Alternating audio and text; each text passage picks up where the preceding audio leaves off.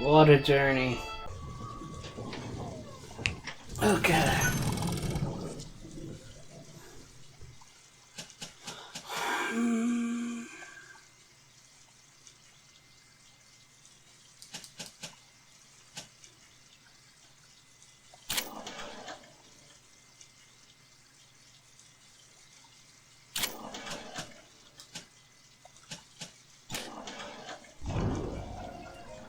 So let's do this.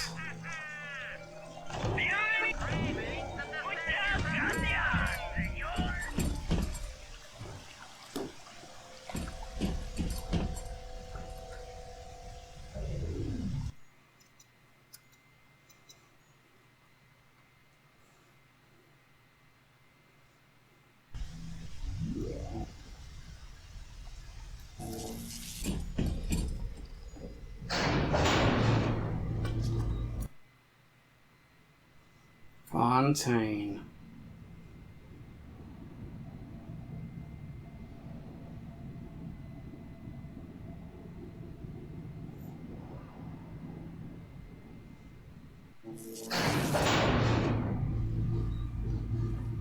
Can move. Oh. I remember when me and the crowd put you in that sub. You were no more than 2. You were my ace in the hole. But you were also the closest thing I ever had to a son. And that's why this hurts. Betrayal, kid. Life ain't strictly business.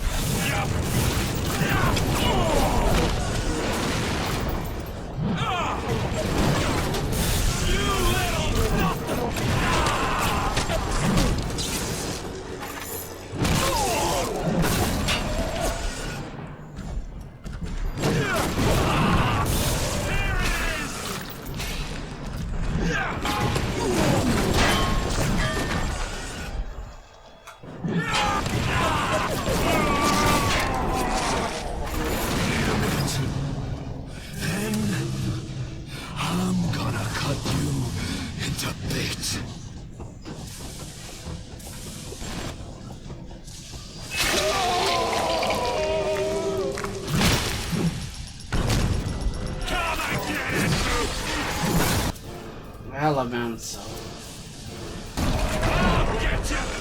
You think I'm alone in this world? I got more than enough moms to watch my back while I recharge.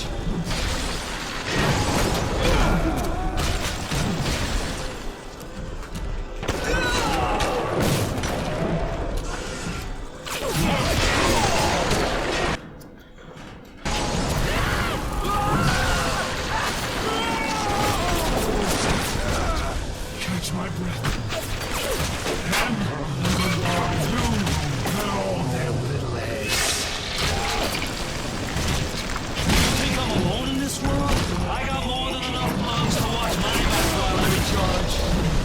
That's element.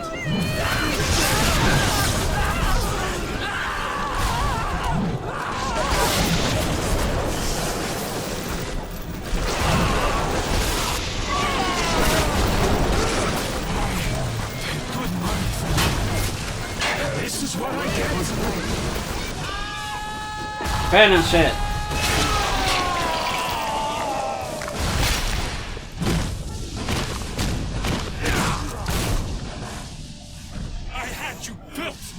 I sent you topside. I called you back, showed you what you was, what you was capable of. Even that life you thought you had, that was something I dreamed up and had tattooed inside your head. Now, if you don't call that family, I don't know what is. And now, Little sisters.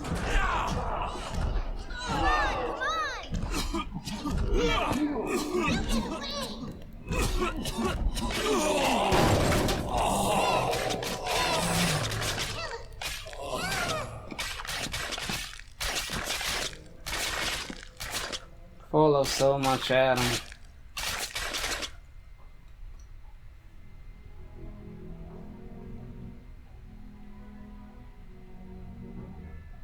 They offered you this city.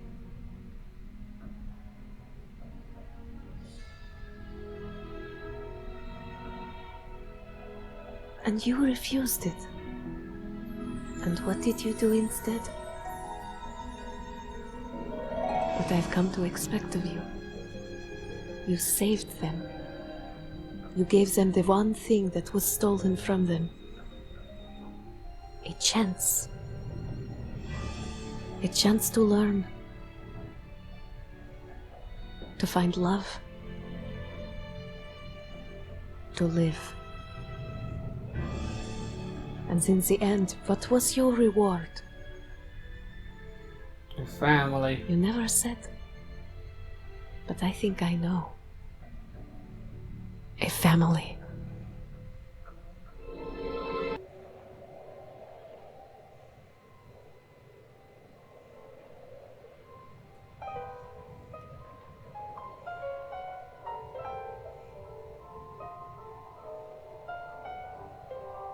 Questions of morality.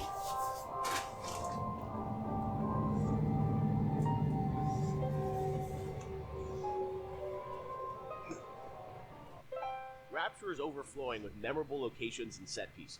In developing a world that feels organic, lived in, and functional, Irrational managed to create a space that feels perfectly suited to the story and action that takes place in it, which begs a question: did the plot shape the location, or did the plot fit squarely into a world that was already established?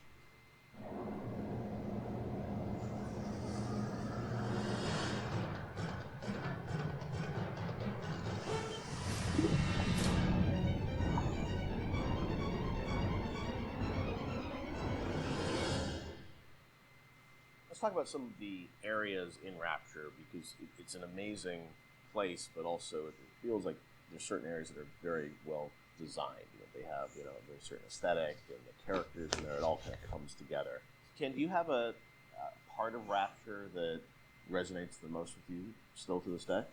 I think the opening is always going to be the most important to me, because it's we spent a lot of time there, and it was all for me as a challenge as a narrative guy is sort of how do we set up a very complex series of events and a very complex notion, and all this, Andrew, there's so much to tell. Big Daddies and Little Sisters and Andrew Ryan and the time period, and do that all without cutscenes. And especially, I think, the descent to Rapture, when you're in the bathysphere, getting that right, getting everything right down to the bathysphere, cresting the hill and seeing the city for the first time. Remember how much we worked on the timing of that? Just getting that. And it took us forever to figure out that we should just put the slide projector covering the window.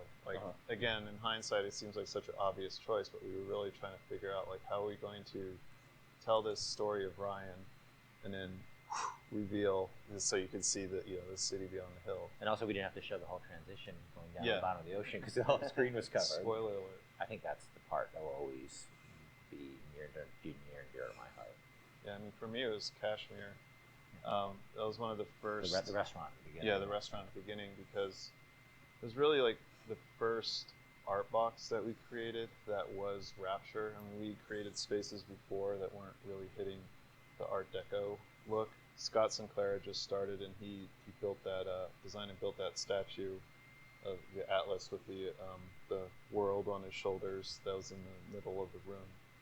And Mauricio had done some concept art for us of that space. And once we started putting everything together and getting it into Engine and actually walking around it, and seeing those giant windows off to the side that just showed the seascape and really drove home the fact that you were underwater. It was the first time really all the elements started to come together. And we had built a bunch of stuff, and we actually stepped back and said, we have to just get one room right before we go any further, because we weren't getting it right. And so Mauricio did that concept drawing. Yep. We worked really hard on that statue, and that statue, I think, was the first object we really built in the game. That was a Bioshock. So we just stayed in that room for like a month until we got it right. And I think the original concept actually had a tram running through it. It did. So it was like even more complicated, and that was one of those things where we had to keep pulling back to really focus on what the bare essence of that room was.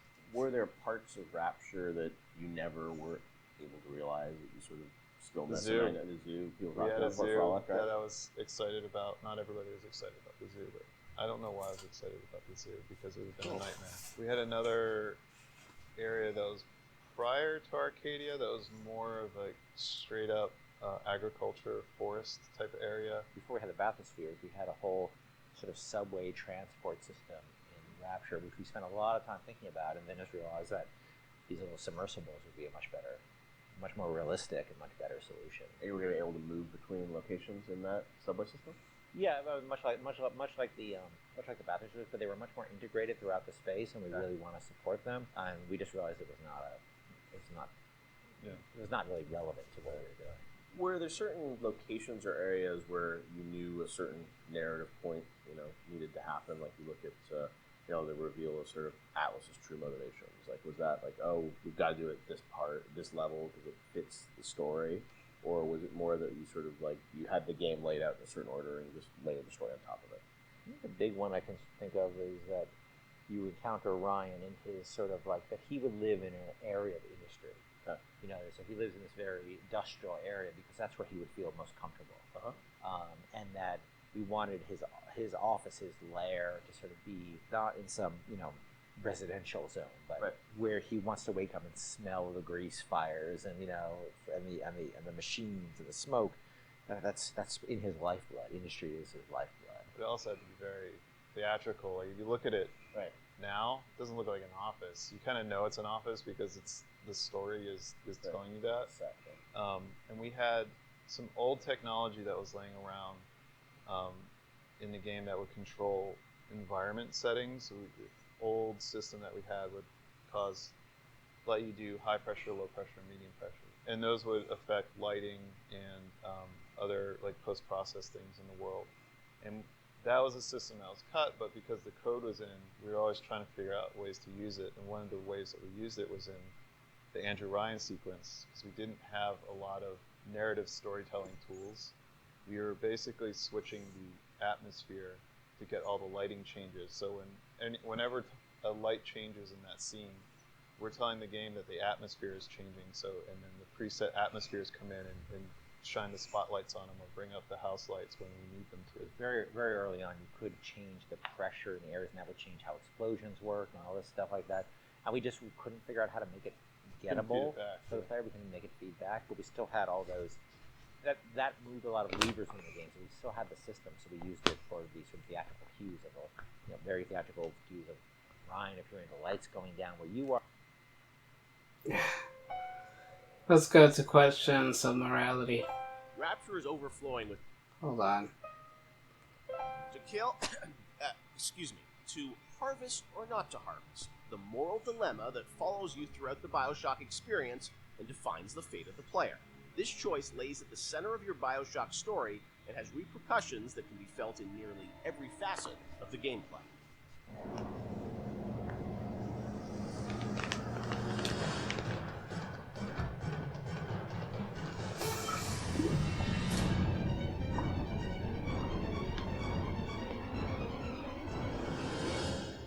Part of Bioshock's lasting legacy, of course, are the Little Sisters and this moral choice that presented itself to the player.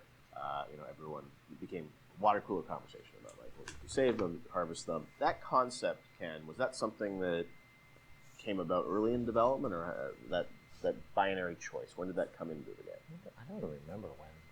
I mean, we had the concept of them being protected. I can't remember when you Yeah, it actually certainly chose. wasn't. When there were slugs, it was not meaningful. I think there was Do you salt it? Do you not Yeah, salt yeah. it? There were resources that you could get, but there was no choice there, right? The choice was, do I want to fight the Big Daddy or not? Yeah. I think once we got into the realm of they have to be empathetic, the player has to have some feeling towards them, which you're not going to get from slugs. Right. Then we start seeing that opportunity there of like, okay, nobody's going to want to do harm to these girls, or do they? Like, and do we allow them to? It was we weren't comfortable with it at first when it first came up that we could. I think it was important that it was a way to reflect the sort of larger economic questions of a world like Rapture, where the economy drives everything. Are there any limits to economic decision making versus moral decision making? Because that's sort of what the Randian notion is that it's not the role that you don't sort of legislate morality. Let's try to take that to an extreme and see where that ends up. And Little Sisters sort of became that. And in this world, they became a commodity. And the question we have for the players: are you willing? They're a commodity to you as well, potentially. Are you willing to participate in the commodification? There was, I think, a fair amount of nervousness internally at the publisher about it for a little while, but pretty quickly they were able to sort of say, look, we trust you guys, and go do this. And I only had a few press, and this sort of happens over and over again. The games press worried a ton about it, and like wring their hands about it. They ever recognized it was a setting topic, but that it was done to a larger purpose. That it wasn't just sort of like, hey, this is the game you kill children. And Whatever, and that was a sensitivity. I know that like you guys wanted to call them little sisters, not little girls, and it wasn't it wasn't killing them, it was harvesting them. And I mean, you did some things probably on purpose, right, to sort of explain that this, you weren't doing anything vicious to them, right? well, I mean, you do sort of, they do sort of disappear out of you, and a big slug out of their belly, comes up that you. Well, we didn't want that to be graphic. We wanted to be very clear that you were killing them. Yeah. But it was not intended to be a prurient in terms of, hey, this is a simulation of pulling a sea slug out of a little girl's belly. But we wanted you to understand that you were making a very diabolical moral economic pact there. And we think that came across, and I think it came across well enough. And I think the test of how well it came across is, I think most people didn't really thought of it as am I willing to do this thing or not? Right. And people would tell us stories how like their girlfriend saw them harvesting, and then they literally slept on the couch that night. And that's that's an interesting that was interesting how people connected to a 3D mesh that's really no different than any other 3D mesh in the world. I mean, this little sister, she's not a person. She's a 3D asset, a virtual 3D asset, right? That has a voice actor connected to it, who's an adult woman, and nobody was actually getting harmed, but people still emotionally connected to them and made an emotional connection. And also, I think when you're playing, you don't really know what the impact of that choice is. Yes. And that's sort of the curiosity of like, you're a gamer, so it's like, am I going to game the system? Which one should I pick? How does this impact things as you go through the game? It's never really fully clear what that choice is going to lead to, right? And the ambiguousness of that was something we wanted to sort of create mystery around throughout the game. Yeah, we went back and forth a lot about what the rewards for harvesting versus saving would be, and actually I think we should have really pushed further that the rewards for saving were should have been much more meager than the rewards for harvesting, just to really sort of put you up against the wall, push you up against the wall and say, are you going to stick by your moral guns here? Because you're going to pay for it. Yeah. That's usually the way life is, right? It's always harder to take a moral path than it is to take an amoral path. But there's incentives to take amoral paths because it's the easier path.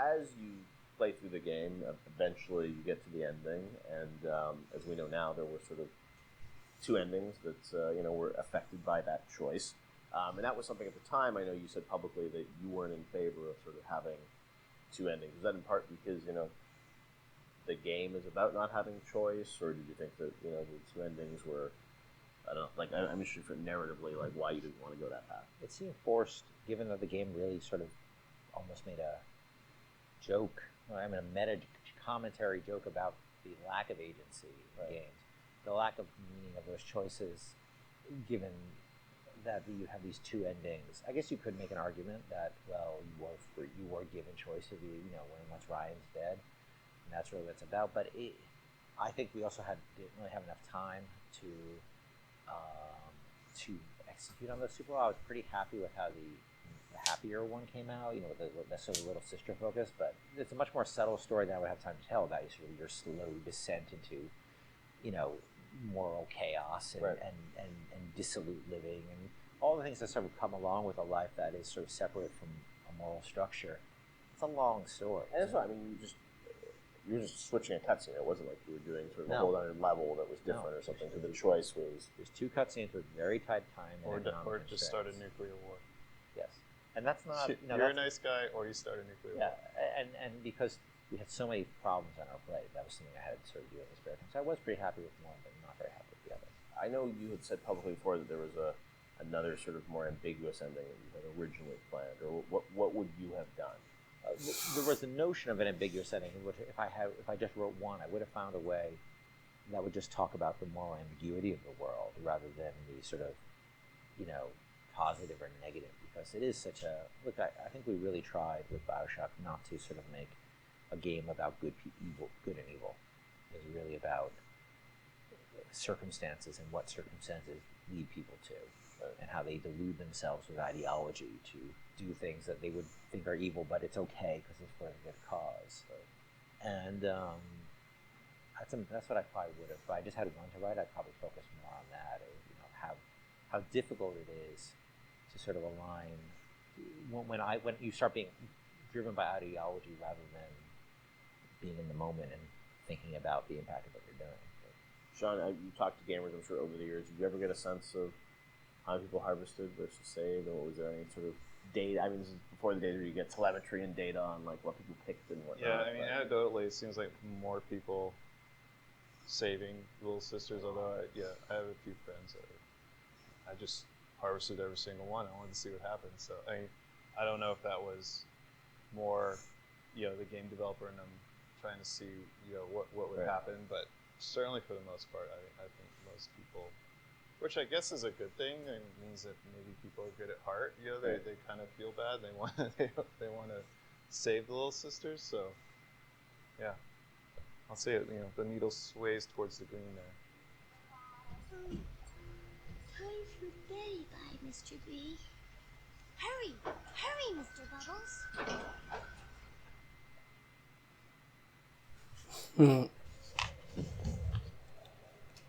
Excelsior. Oh my.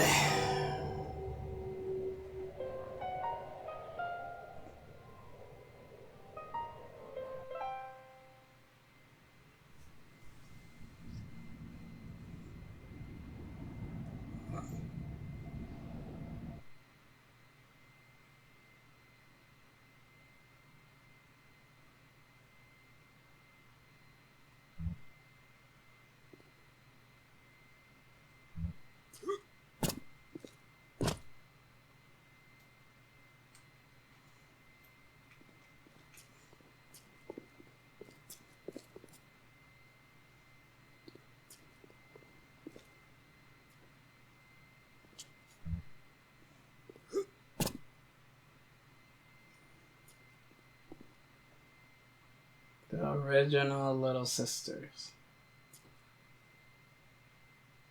The Gatherer.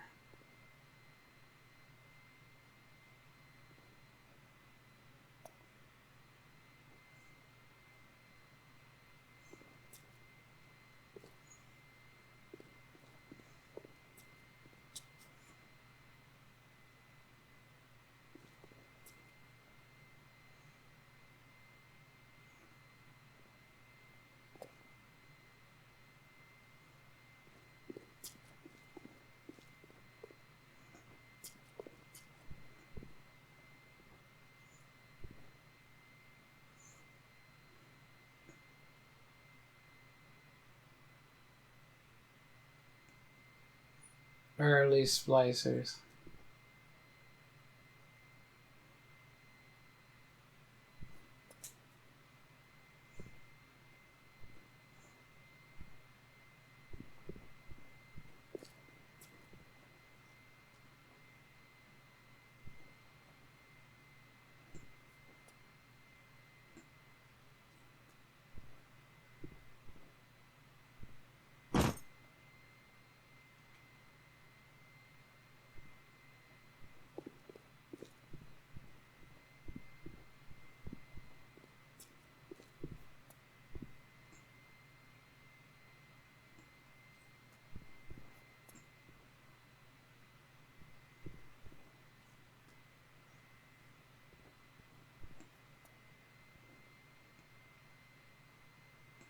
The spiders.